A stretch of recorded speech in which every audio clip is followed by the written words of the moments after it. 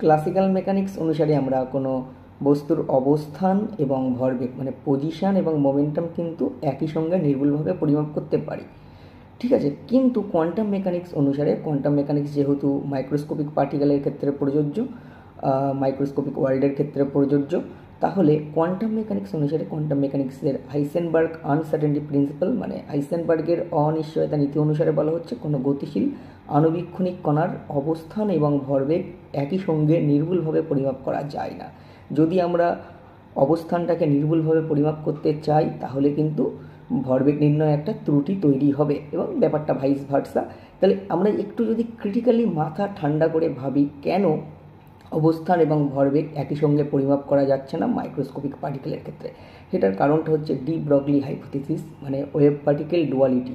কোনো গতিশীল কণার সাথে একটা অ্যাসোসিয়েটেড ওয়েভ থাকে যেটাকে আমরা বলি ম্যাটার ওয়েভ, আর এই ম্যাটার ওয়েভের তরঙ্গ দৈর্ঘ্যটা h/p মানে যেখানে পিটা ভরবেগ মানে মোমেন্টাম ইকুয়ালস টু mv।